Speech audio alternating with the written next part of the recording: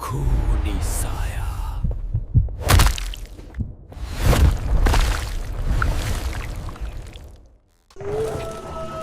आधी रात का पहर था। चारों तरफ घना जंगल। एक लड़की डरी सहमी सी अंधेरे के बीच खड़ी थी। ये मैं कहाँ आ गई? क्या मैं सही जगह हूँ? वो इधर उधर देख रही थी, लेकिन घने जंगल के अलावा कुछ भी नजर नहीं आ रहा था। तभी उसे एक आवाज सुनाई दी। यह आवाज सुनकर वो अचानक से डर गई और झाड़ियों के बीच जा छिपी। उसने देखा कि 4 आदमी कंधे पर एक ताबूत उठाए आगे बढ़ रहे हैं और उन्हें पहचानते ही वो बेहद डर गई। हे काली दुनिया की देवी, मुझे बचा लीजिए। वो चारों उस लड़की के जितना करीब आ रहे थे, उसके दिल में खौफ और भी ज्यादा बढ़ता जा रहा था। वो उस तक पहुंचने ही वाले थे, तभी अचानक उसे झटका लगा। अरे उठ दमयंती बेटी, क्या हो गया तुझे? वो नींद से जागी। उसने देखा कि उसकी माँ उसे जगा रही थी और वो पूरी तरह से पसीनों से भीगी थी। हाँ, हे भगवान, शुक्र है सपना ही था। ये रोजाना सोते समय क्या हो जाता है तुझे? पता नहीं माँ, क्यों रोज रोज एक ही सपना आता है, पता नहीं क्यों। दमयंती बिस्तर से उठी और फिर उसने अपने माँ बाप के साथ नाश्ता किया। उसके पिता एक किसान थे और खेती करके ही वो अपने और अपने परिवार का घर चलाते थे। एक शाम उसके पिता खेतों से वापस नहीं लौटे और शाम हो चली थी। ये कहाँ रह गए? मुझे बहुत चिंता हो रही है इनकी। माँ, मैं पिताजी को देखकर आती हूँ। अच्छा ठीक है बेटी, चल मैं भी तेरे साथ चलती हूँ। नहीं माँ, मैं चली जाऊंगी। आपके घुटनों में पहले ही दर्द है, आप यहीं आराम कीजिए। संभल के जाना बेटी। दमयंती अपने पिता को ढूंढने के लिए घर से निकली और खेतों की तरफ चली गई। वो खेतों में पहुंची तो सुनसान रास्ता और घना अंधेरा देखकर उसे डर लगने लगा।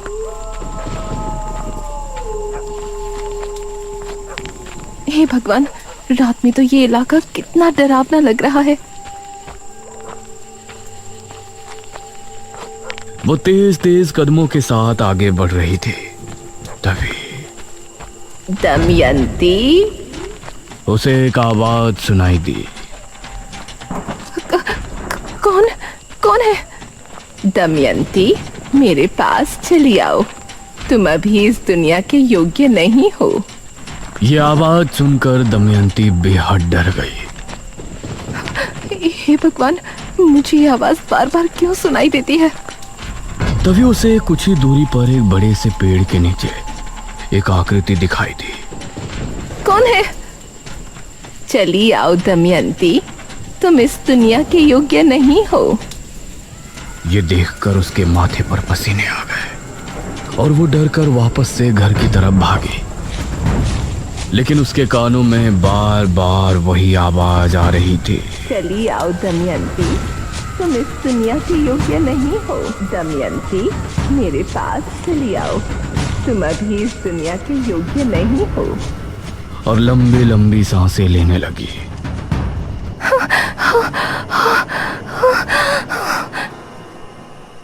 अरे दमयंती बेटा, क्या हुआ? माँ, माँ। दमयंती अपनी माँ से लिपट गई। तभी उसके पिता बोले, बस नाटक शुरू। क्यों गई थी तू खेतों में, बता मुझे। पिताजी, मैं तो आपको देखने गई थी। तू चुप कर। पता है मुझे, तुझे बस बाहर जाने का बहाना चाहिए। गई होगी अपने किसी प्रेमी से मिलने। नहीं जी, ये आपको ही देखने गई थी। ये आप क्या कह रहे हैं? तू चुप कर। तूने ही पैदा किया है इसको। अगर बेटा पैदा करती तो मेरा काम में हाथ बटाता। इसकी तरह मुसीबत नहीं पैदा करता।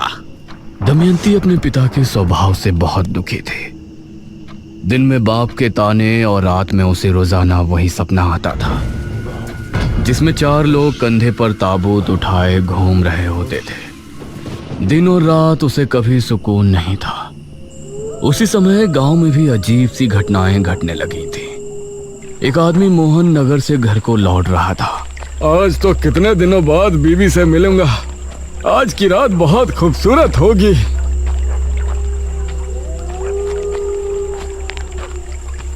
नौजवान, जरा इधर देखो। यह आवाज सुनते ही मोहन ने पीछे पलट कर देखा। उसने पाया कि पीछे भड़कीले कपड़े पहने एक लड़की खड़ी है। गोरा मखमली बदन, काले घने बाल। वो कोई अप्सरा लग रही थी। उसके चेहरे पर नकाब लगा था। इसके बावजूद उसकी नीली आंखें मोहन के दिल पर किसी तेज खंजर से ही गहरा हमला कर रही थी। कौन हो तुम? मेरे करीब आओ मोहन, अपनी पत्नी को भूल जाओगे। ये सुनकर मोहन के चेहरे पर मुस्कान छलक आई और वो भागकर झट से उस लड़की के गले लग गया। वो उसकी कोमल कमर पर हाथ फेर रहा था। तभी उस लड़की ने भी उसे कसकर गले लगा लिया। तभी मोहन को उसके शरीर की गर्मी महसूस हुई। तुम इतनी गर्म कैसे हो रही हो? यह कहते हुए वो उससे अलग हुआ तो अब उस लड़की की आंखें लाल चमक रही थी। ये देखकर मोहन का दिल दहल उठा और उसकी चीख जंगल में गूंज कर रह गई।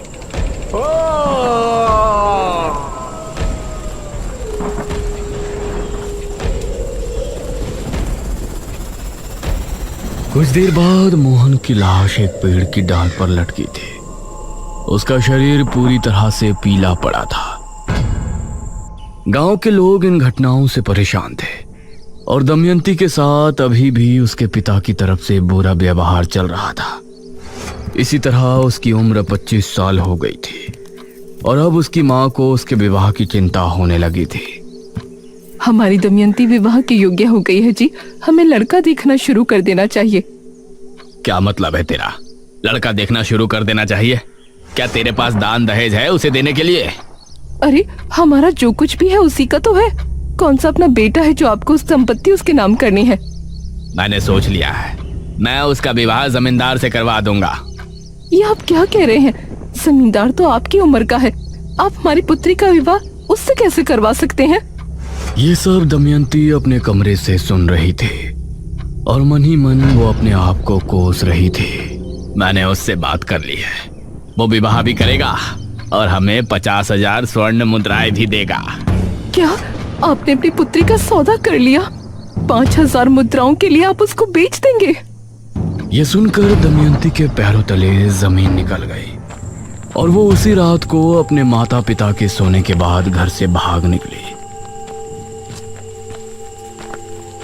कहते हैं इंसान का सबसे बड़ा दुश्मन उसका अकेलापन होता है, जो अब उसके साथ था।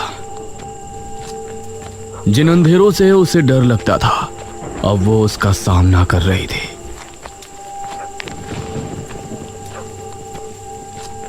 वह जंगल में एक पुराने से झोपड़े में रहने लगी, लेकिन अभी भी वो आवाजें उसका पीछा नहीं छोड़ रही थी।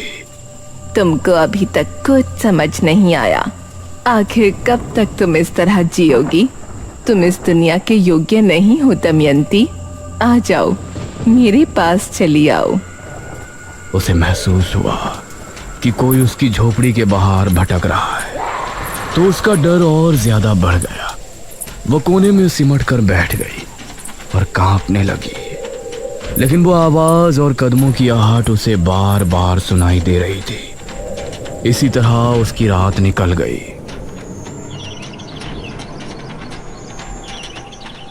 मैं यहाँ नहीं रह सकती। मुझे इंसानों के बीच ही रहना होगा, वहीं मैं सुरक्षित हूँ। इसी सोच के साथ दमयंती उस समय विजयनगर के राजा भीम सिंह के यहाँ हाजिर हुई। उसे देखकर महाराज के मन में अजीब भावनाएं उत्पन्न होने लगीं। सुंदरी, कौन हो तुम? दमयंती ने महाराज को अपनी पूरी जीवन गाथा सुनाई, जिसे इसे सुनकर महाराज को बहुत आश्चर्य हुआ। दमयंती, हमें बहुत अफसोस है कि आपके साथ इतना कुछ हुआ, सिर्फ इस वजह से कि आप कन्या हैं। इतना कुछ होने के बाद भी आपने कोई गलत कदम नहीं उठाया। हम आपकी सराहना करते हैं और आपको अपने महल में रहने का प्रस्ताव रखते हैं। यह सुनकर दमयंती बहुत खुश हुई। महाराज की जय हो, महाराज भीम सिंह की जय हो। दमयंती को महाराज ने कक्ष दे दिया और वो उसमें आकर बहुत खुशी थी। कितने न्यायप्रिय राजा हैं भीम सिंह। जहाँ हमारे पिता ने हमें उनके घर में बोझ समझा, वहीं महाराज ने मुझे अपने इतने बड़े महल में जगह दे दी। ये तुम्हारी गलत सोच है दमयंती, तुम इस दुनिया के योग्य नहीं हो। मेरे पास चली आओ। यह आवाज सुनकर दमयंती ने अपने कानों पर हाथ रख लिया। नहीं। तभी उसके दरवाजे पर दस्तक हुई। दमयंती जी। उसने उठकर दरवाजा खोला तो एक सिपाही सामने खड़ा था। दमयंती, तुमको महाराज ने बुलाया है। क्या महाराज ने हमें बुलाया है इतनी रात में? जी, जल्दी चलिए वरना वो क्रोधित हो जाएंगे। यह सुनकर दमयंती उस सिपाही के साथ कक्ष से निकली और महाराज के कक्ष में पहुंची, जहां महाराज मदिरा पान कर रहे थे। आओ दमयंती, आओ, बैठो। यह सुन दमयंती उनके सामने जाकर बैठ गई। दमयंती, हमने तुमसे ज्यादा खूबसूरत कन्या अपने पूरे जीवन काल में नहीं देखी। महाराज, हमने भी आपके जैसा कोमल हृदय पुरुष अपने जीवन काल में नहीं देखा। हम सोच रहे थे आपको अपनी रानी बनाए, लेकिन ये क्या महाराज, ये आप क्या सोच रही हैं? अगर आपकी जाति ऊंच होती तो हम आपको रानी बना लेते। महाराज, मैं आपकी दासी बनके ही खुश हूँ। मुझे रानी बनने का कोई लोभ नहीं। अवश्य, आप हमारी मुख्य दासी हैं। यह कहकर महाराज ने उसका हाथ पकड़कर उसे अपने करीब खींच लिया। महाराज, ये आप क्या कर रहे हैं? महाराज ने दमयंती को कसकर गले लगा लिया। तुम हमारी दासी हो, एक दासी का कर्तव्य पूर्ण कीजिए। यह सुनकर दमयंती हैरान रह गई। उसकी चीखें कक्ष के बाहर तक जा रही थी। नहीं, छोड़िए मुझे, छोड़िए, नहीं। और उसके बाहर खड़ा पहरेदार भी उनको सुनकर मुस्कुरा रहा था।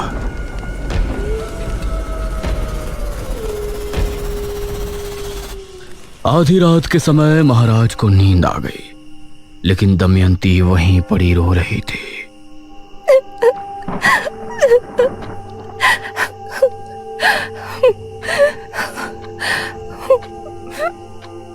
उसने एक बार महाराज की तरफ गुस्से से देखा और फिर बाहर निकली। उस समय बाहर खड़ा पहरेदार भी सो गया था। अब दमयंती महल से भी चुपचाप निकल आई, लेकिन अब उसे समझ नहीं आ रहा था कि वो कहाँ जाए। वो आंसू बहाती हुई सुनसान रास्ते से आगे बढ़ रही थी। तभी उसे कुछ याद आया। सही थी तुम, मैं इस दुनिया के योग्य नहीं हूँ। कोई मुझे कुछ नहीं समझता। मुझे तुम्हारी जरूरत है। मुझे पता था कि तुम एक दिन मेरी पुकार जरूर सुनोगी। हाँ, अब मुझे समझ आ गया है, लेकिन अब तुमको भी मेरे सामने आना होगा। कहाँ हो तुम? जहाँ तुम हो उससे दक्षिण दिशा में कुछ कदम की दूरी पर, शमशान भूमि से 2 कोस दूर, मैं तुम्हारा इंतजार कर रही हूँ। दमयंती दक्षिण दिशा में रवाना हुई।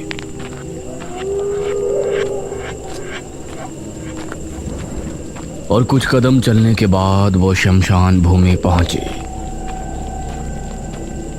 उसके बाद 2 कोस चलने के बाद वो एक जगह पहुंची जहां उसने देखा एक स्त्री कुंड के सामने बैठी है। आओ दमयंती।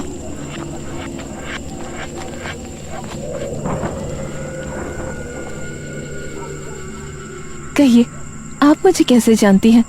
आपकी आवाज मुझ तक कैसे पहुंचती थी? वो सब मेरी शक्तियों का असर था। मैं एक सिद्ध तांत्रिका हूँ।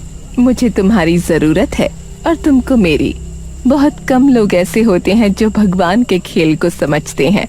जो हमेशा हम मनुष्य को परेशानी में डालता है, भूखमरी लाता है, भूकंप लाता है, कभी मनुष्यों द्वारा तो कभी सीधे तौर पर हमें परेशानियां, दुख दर्द देता रहता है, लेकिन फिर भी लोग उसकी पूजा उपासना करते हैं।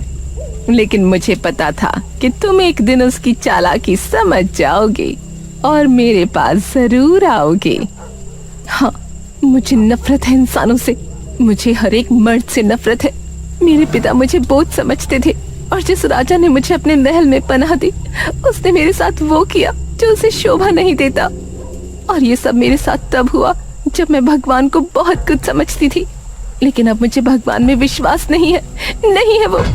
बहुत अच्छे। लेकिन तुमको मेरी मदद करके क्या मिलेगा? तुमने मुझे ही क्यों चुना? मेरी उम्र 30 वर्ष हो गई है। अब मुझे एक महाविद्या करने के लिए एक शिष्य की जरूरत है। अगर तुम मेरी शिष्य बनकर मेरी बताई विद्या की क्रिया संपन्न करने में मेरी मदद करोगे तो तुम्हारे अंदर अपार शक्तियां आ जाएंगी और मेरी शक्तियां दोगुनी हो जाएंगी। मैं करूंगी जो आप कहेंगे, मैं सब करूंगी। ये सुनकर तांत्रिका के चेहरे पर मुस्कान झलक आई। जा, मेरी उस कुटिया में जा और जो वस्त्र वहां रखे हैं उन्हें धारण करके आ। उसके कहने पर दमयंती उसकी कुटिया में गई और कुछ देर बाद बाहर निकली। उसके द्वारा दिए गए कपड़े काफी भड़कीले थे। शैतान को खुश करना है तो ऐसे वस्त्र धारण करना स्वाभाविक है।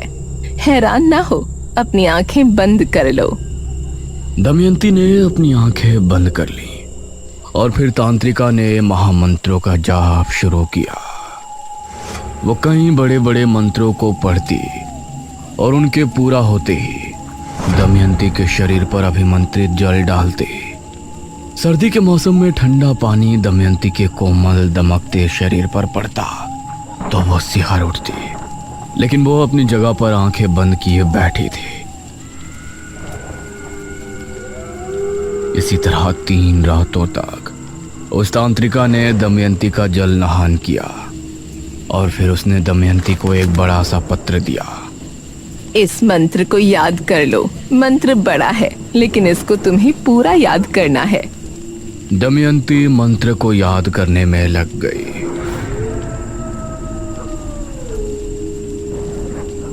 वह पूरे दिन उस पत्र को लेकर बैठी रहती और करीब 4 दिनों में जाकर तांत्रिका, अब मुझे वो मंत्र पूरा याद हो गया है। बहुत अच्छे। ये कहकर तांत्रिका ने दमयंती के सामने एक मटका रखा और बोली, आज से तुमको मध्य रात्रि से लेकर सुबह होने तक वही मंत्र पढ़ना है और हर मंत्र के पूर्ण हो जाने पर इस मटकी के पानी में फूंकना है। जी, जैसा आप बोले। ये कहकर दमयंती वो क्रिया करने में लग गई।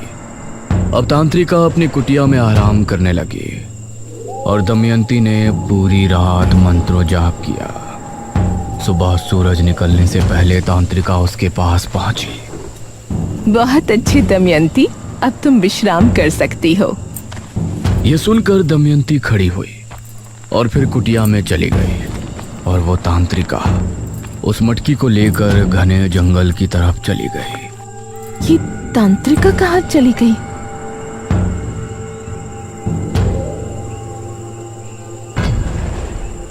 अब दमयंती इसी तरह से रोजाना मंत्रों को जाप करके मटके में फूंकती और फिर तांत्रिका उसे उठाकर जंगल की तरफ चली जाती। और ये देखकर न जाने क्यों दमयंती के दिल में सवाल उठ रहे थे। ये तांत्रिका आखिर रोजाना जाती कहाँ है? एक दिन दमयंती चुपचाप तांत्रिका के पीछे चली गई। तांत्रिका बहुत ही घने जंगल में जा रही थी।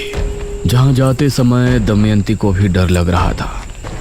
उसने देखा कि तांत्रिका एक बड़ी सी मूर्ति के सामने जाकर रुकी और उसने अपना नकाब हटाया तो पता चला उसका आधा चेहरा झलसा हुआ था।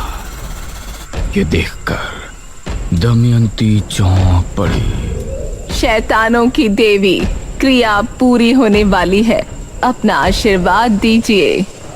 उसके इतना कहते ही उस मूर्ति से एक दिव्य रोशनी निकली और फिर वो उस मटके के अंदर चली गई। धन्य हो शैतानों की देवी। ये कहकर वो झाड़ियों में चली गई। ये कहाँ गई? तभी झाड़ियों में हलचल हुई। तांत्रिका वहां से एक लड़के को निकाल कर लाई। पैर रस्सी से बंधे थे।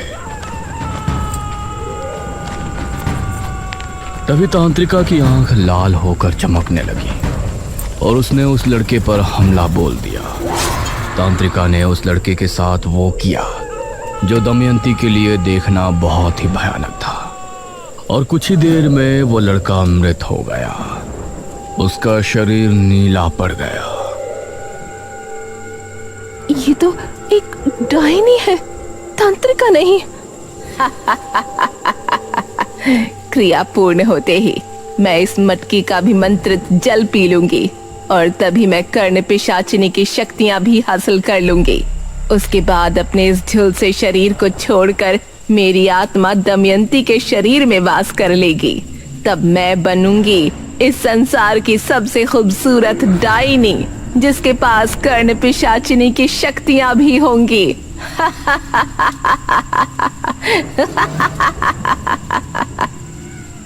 ये सुनकर दमयंती के पैरों तले जमीन निकल गई।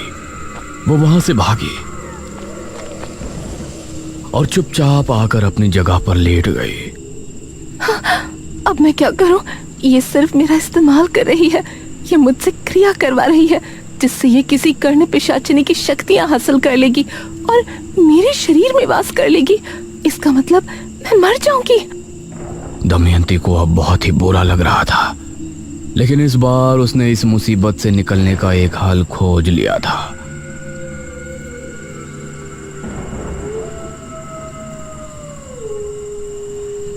वो अगली रात भी क्रिया करने के लिए पहुंची। आज की क्रिया पूर्ण होते ही तुम्हारे अंदर अपार शक्तियां आ जाएंगी और मुझे हासिल होंगी कर्ण पिशाचिनी की शक्तियां। आज की रात भी उतनी ही लगन से क्रिया करना दमयंती। ये कर्ण पिशाचिनी कौन होती है? कर्ण पिशाचिनी में वो शक्ति होती है कि वो सामने मौजूद इंसान के मन की बात सुन सकती है और किसी इंसान को देखकर उसका भूतकाल भी जान सकती है।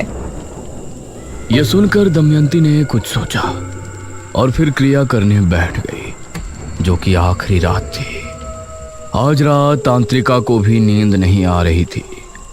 वो दमयंती के पास बैठकर उसे निहार रही थी। दमयंती को मंत्र पढ़ते हुए सुबह होने ही वाली थी। तभी डायनी खुश होते हुए खड़ी हुई और दमयंती की तरफ बढ़ी।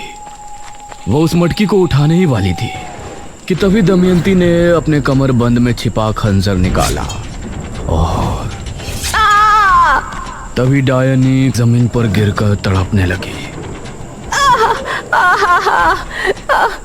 और तभी दमयंती ने मटकी उठाकर अपने मुंह से लगा ली। यह देखकर डायनी चिल्ला उठी।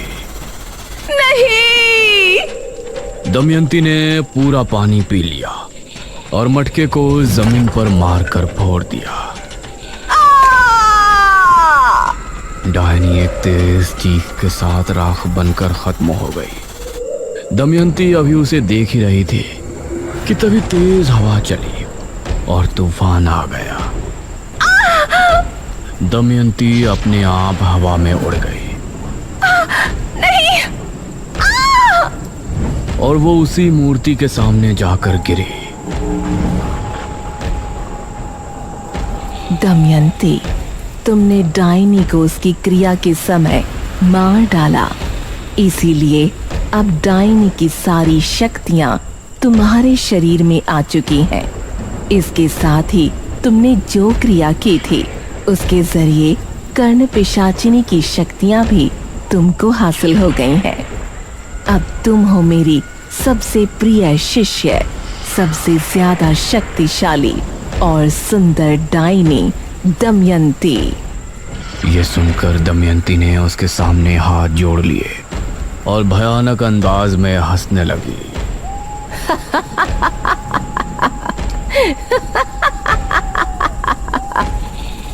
दमयंती के साथ आगे क्या होगा और उसका निशिरमोलो के साथ क्या संबंध है, ये जानने के लिए बने रहिए ताबूत के